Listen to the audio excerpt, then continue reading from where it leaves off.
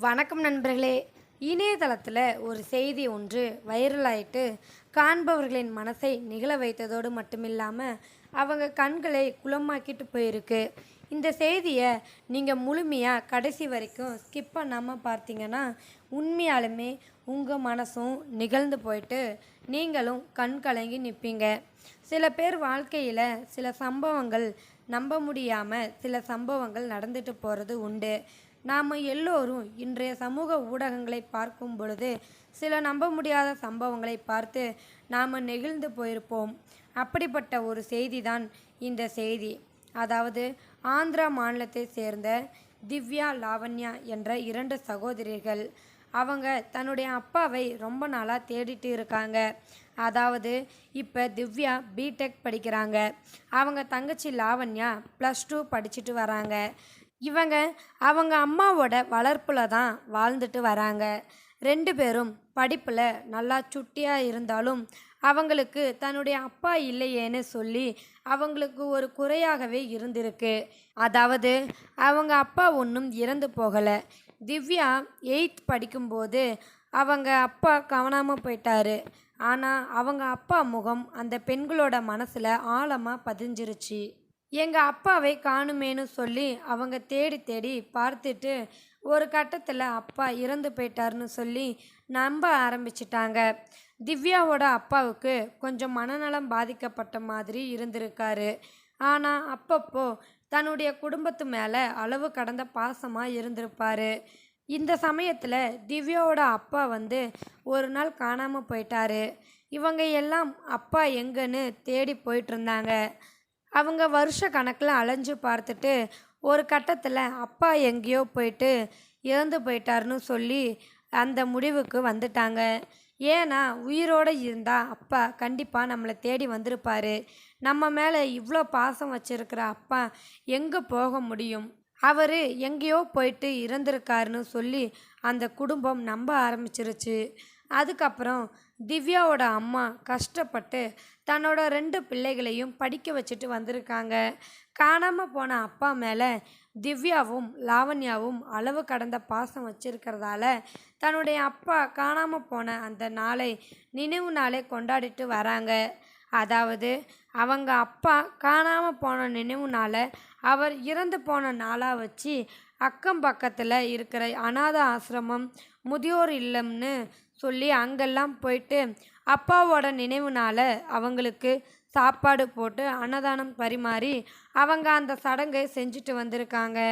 இப்படி உள்ளூரில் மட்டும் இல்லை, பக்கத்து மாவட்டத்தில் கூட போயிட்டு அங்கே உள்ள அனாதை ஆசிரமம், முதியோர் இல்லத்தில் தன்னால் முடிஞ்ச உதவியை அவங்களுக்கு அன்னதானமாக வழங்கி அப்பாவோட நினைவு நாளை கொண்டாடிட்டு வந்திருக்காங்க.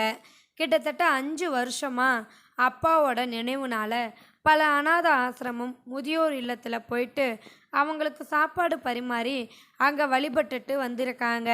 இந்த சூழ்நிலையில தான் இவங்களுடைய வாழ்க்கையில் அவங்க நினச்சி பார்க்க முடியாமல் ஒரு சம்பவம் நடந்திருக்கு.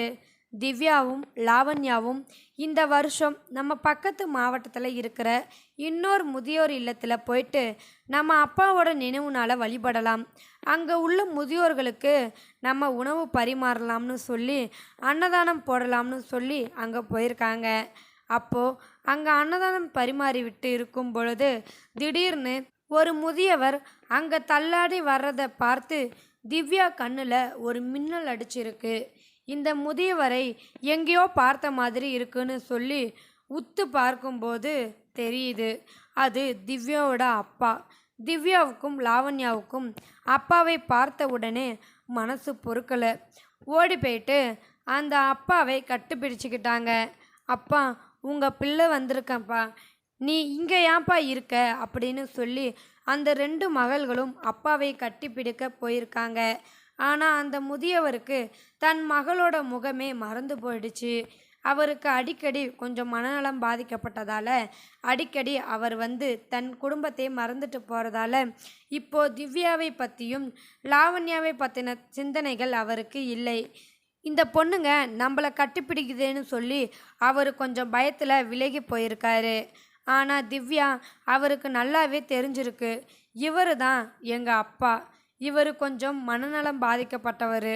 ஆனால் அவர் வேணா எங்களை மறக்கலாம், எங்களால் மறக்க முடியாதுன்னு சொல்லி அந்த அப்பாவை வாரி அணைச்சிக்கிட்டாங்க. அந்த முதியோர் இல்லத்தை நடத்திட்டு வந்த அந்த நிர்வாகிகள் இவர் 2-3 வருஷத்துக்கு முன்னாடி இங்கே வந்து சேர்ந்தாரு. எங்கிருந்து வந்தாருன்னு எங்களுக்கு தெரியலை. ஆனால் அவரை கொண்டு வந்து விட்டது யாரோ ஒரு மர்ம நபர்தான். இவர் இங்கே இருக்கட்டும்னு சொல்லி அவர் இங்கேயே இருக்காரு. நாங்களும் அவருக்கு ஆதரவு கொடுத்து சாப்பாடு வழங்கிட்டு இருக்கோம். இவர் தான் உங்கள் அப்பாவா? உண்மையை சொல்லப்போனால் நீங்கள் செஞ்ச இந்த அன்னதானம் தான் உங்கள் அப்பாவை வந்து உங்கள்கிட்ட ஒப்படைச்சிருக்குன்னு சொல்லி அந்த முதியோர் இல்ல நிர்வாகிகள் எல்லாம் நிகழ்ந்து பேசுகிறாங்க.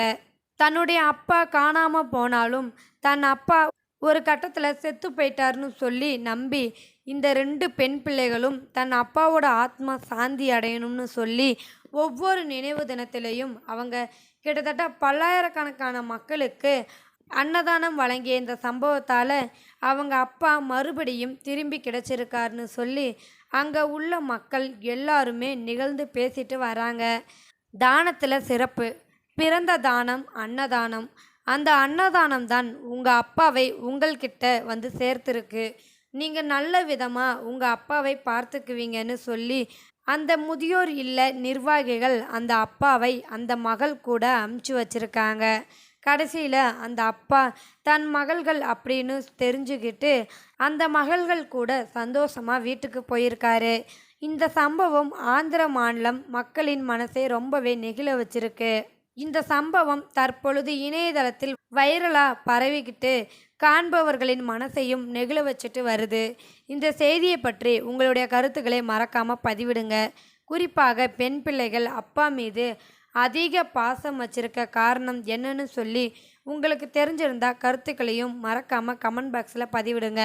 இந்த காலத்தில் ஆண் பிள்ளை என்ன பெண் பிள்ளை என்ன, குறிப்பாக பெண் பிள்ளைகளை தான் பெற்றோர்களை கண்ணும் கருத்துமாக பார்க்குது. இந்த சம்பவம் எங்கள் மனசை ரொம்ப நிகழ வச்சிருக்கு. நாங்கள் எல்லாம் பெண் பிள்ளைகளை பெற்றதற்கு ரொம்பவே பெருமைப்படுகிறோம் என்று நிறைய பிள்ளைகளை பெற்ற பெற்றோர்கள் கருத்துக்களை தெரிவிச்சிட்டு வராங்க.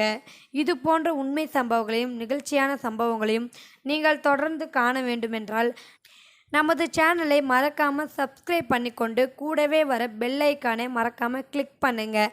அதில் ஆல்ங்கிற பெல் சிம்பிளையும் மறக்காமல் கிளிக் பண்ணுங்கள். மீண்டும் அடுத்த வீடியோவில் சந்திக்கலாம். தேங்க்யூ ஃபார் வாட்சிங்.